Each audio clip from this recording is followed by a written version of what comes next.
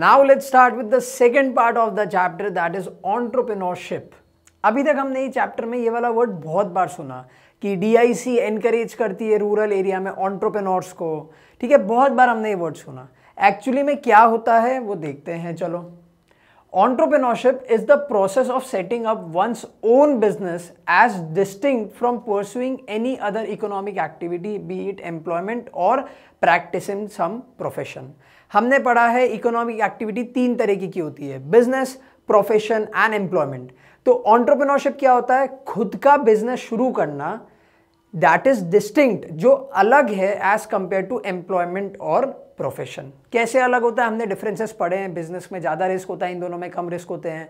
कहीं ना कहीं इन दोनों में एक अश्योर्ड रिटर्न होता है, जबकि बिजनेस में अश्योर्ड रिटर्न नहीं होता है। बिजनेस में रिस्क ज़्यादा होते हैं, इनमें नहीं होता है। बिजनेस में कैपिटल इन्वेस्टेड इज मोर, इन दोनों में इतना नहीं होता है। हमने डिफरेंसेस पहले पढ़े हुए हैं फर्स्ट चैप्टर में, ठीक है। तो एंटरप्रेन्योरशिप का मतलब क्या हुआ?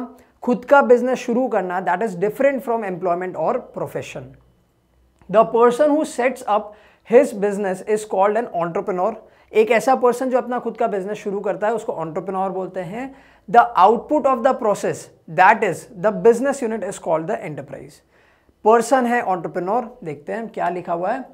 जो पर्सन बिजनेस शुरू करता है उसको बोलते हैं एंटरप्रेन्योर, जो प्रोसेस होता है उसको बोलते हैं एंटरप्रेन्योरशिप, और जो आउटकम होता है यानी जो एंटरप्राइज, ये जो बिजनेस उसने चालू करी है उसको बोलते हैं एंटरप्राइज। समझ में आया क्या होती है डेफिनेशन? एक पर्सन है जिसने सोचा मुझे जॉब नहीं करनी, मुझे प्रोफेशन नहीं करनी, उसने बोला कि मैं खुद का बिजनेस करूंगा। उसने बहुत मेहनत करी और फाइनली उसने एक बिजनेस चालू किया जिसको हम लोग बोलते हैं एंटरप्राइज। देखते हैं what are the characteristics of entrepreneurship. ठीक है, क्या क्या कैरेक्टरिस्टिक्स होते हैं? बहुत सिंपल है, फटाफट खत्म करेंगे। The first is systematic activity. एक मिथ है बहुत बड़ा कि एंटरप्रेन्योर्स पहले से सोच के या फिर भगवान के पास से आते हैं। Entrepreneurs are born not made. ये एक बहुत बड़ा मिथ है कि लोगों के खून में होता है बिजनेस करना। ऐसा नहीं होता है, ऐसे कोई जादू नहीं होता है बिजनेस करना, ठीक है। Business is a very systematic activity, disciplined activity होता है। क्या करना है, क्या नहीं करना, कौन से डिसीजन लेने हैं, कौन से डिसीजन नहीं लेने, which project to undertake, which project not to undertake, which risk is to be taken and which risk is to be avoided. ये सब चीज़ें बहुत सिस्टमैटिक होती है। तो जो एंटरप्रेन्योरशिप होता है ना, ये सिस्टमैटिक एक्टिविटी होता है। हमने देखा है ऐसे बहुत सारे लोग थे जिन्होंने अपने लाइफ टाइम में करोड़ों के बिजनेसेस चालू किए और उनके फॉलोइंग जनरेशन्स ने वो बिजनेसेस को डुबा दिए। वहीं पे हमने ऐसे लोग भी देखे हैं जो जीरो फैमिली में पैदा हुए थे, यानी गरीब से गरीब फैमिली में पैदा होने के बाद में भी उन्होंने करोड़ों का बिजनेस शुरू किया है। तो एंटरप्रेन्योर्स पैदा होके नहीं आते हैं, they are made. How? By following systemic activity, ठीक है। सिस्टमैटिक एक्टिविटी को फॉलो करते एक डिसिप्लिन लाइफ जीते हैं, प्रॉपर डिसीजन लेते हैं, तो ही एक बंदा एंटरप्रेन्योर बनता है। सेकंड होता है लॉफुल एंड पर्पसफुल एक्टिविटी। अब आपको बिजनेस शुरू करना है, इसका ये मतलब नहीं कि आप कुछ भी बेचना शुरू करो, इलीगल चीजें बेच रहे हो, नहीं।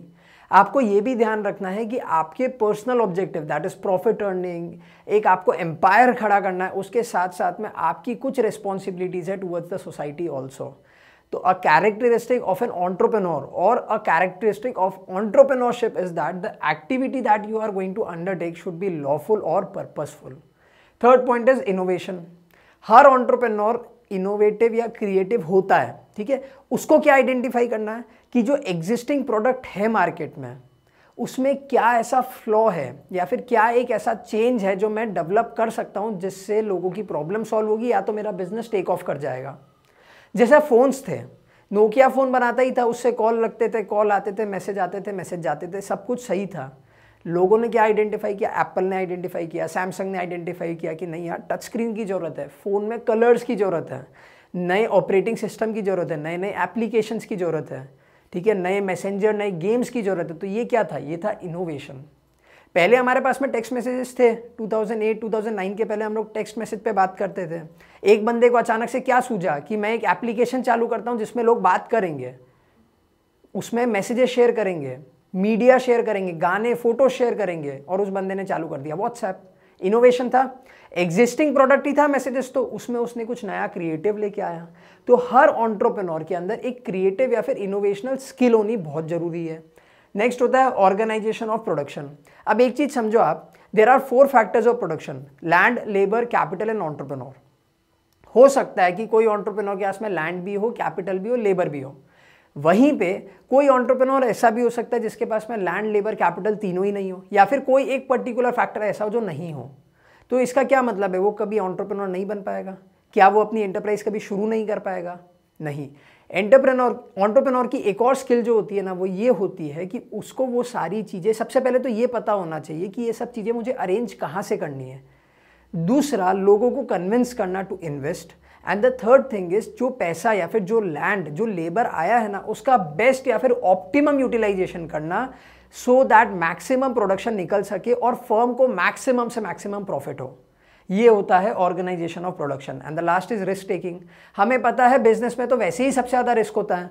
आपने इनपुट्स का पैसा तो खर्च कर दिया, बट आउटपुट का पैसा आए नहीं आए पता नहीं, आपका माल बिके नहीं बिके, you have no idea.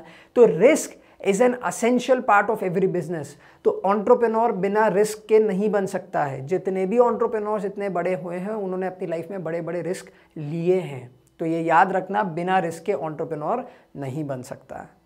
This was an introduction and characteristics of entrepreneurship. Now let's move on to another video where we will talk about the need and the importance of entrepreneurship.